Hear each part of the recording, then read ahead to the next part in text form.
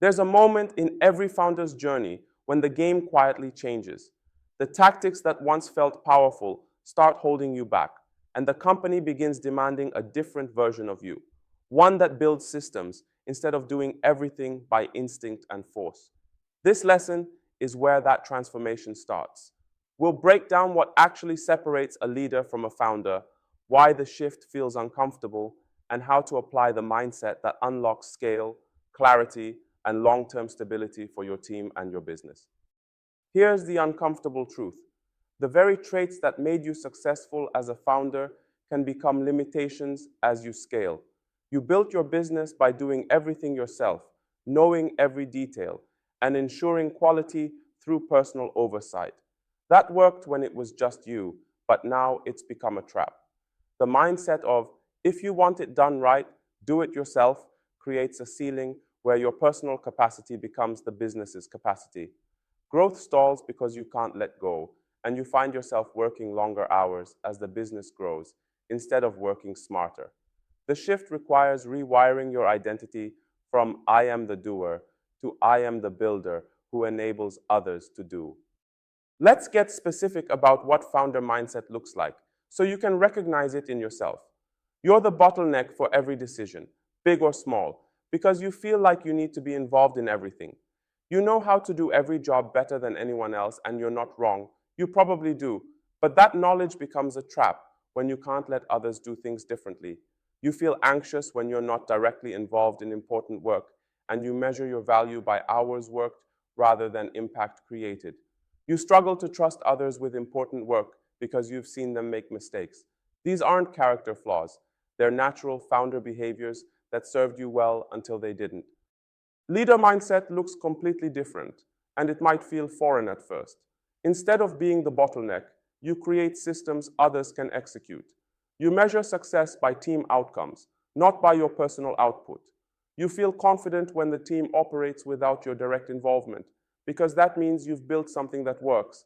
Your time is invested in developing others, not in doing their work for them. You focus on strategy, vision, and removing obstacles rather than executing tasks. This shift feels like losing control, but it's actually gaining leverage. One person doing everything creates limited output. One person enabling others creates multiplied output.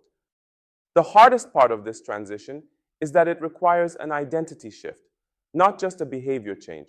You have to move from I am the business to I build the business, from doing the work to I enable it, from I know best to I find the best people, from I control everything to I create clarity so others can execute. This shift feels like losing control, but it's actually gaining leverage. When you do everything yourself, you're limited to your own capacity. When you enable others, you multiply your impact exponentially. The identity shift is the foundation for everything else. Understanding why this shift is so hard helps you prepare for the resistance you'll feel.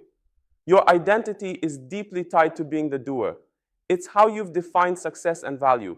Letting go feels like admitting you're not needed, which triggers fear and insecurity.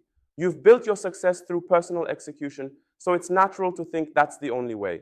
There's fear that others will mess up what you've carefully built, and that fear is often justified based on past experiences.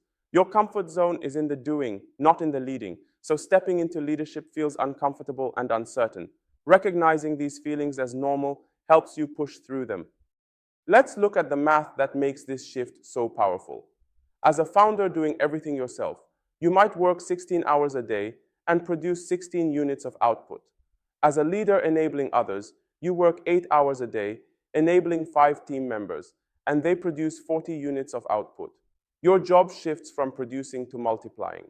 Time invested in training others feels slow in the short term, but it compounds over months and years. The person you train today becomes capable of training others tomorrow. Short-term pain of letting go pays long-term dividends in capacity and growth. This is the leverage that makes scaling possible.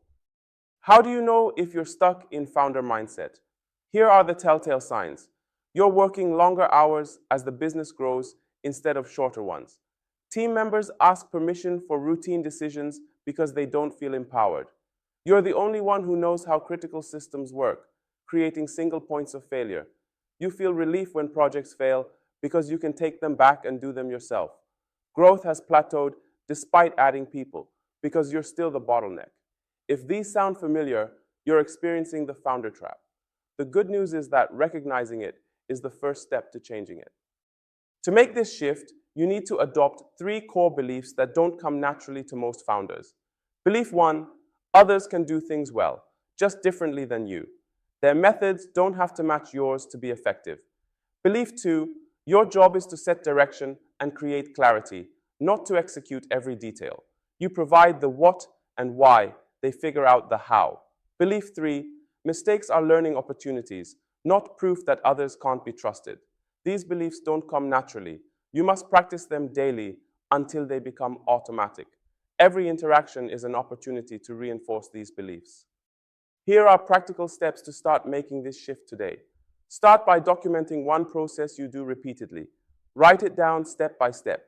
Then hire or delegate that process to someone else, even if you could do it faster yourself. Resist the urge to take it back when it's not perfect. Measure success by outcomes, not by how closely their methods match yours. Celebrate when the team succeeds without your direct involvement. That's the goal. Each small delegation builds your confidence and their capability. Start with low-stakes tasks and gradually increase the importance as trust builds. What does leader mindset look like in daily practice? You spend your mornings on strategy and vision, not on executing tasks. You ask, "What do you think?" more than, "Here's what to do." You feel proud when team members solve problems you didn't even see coming.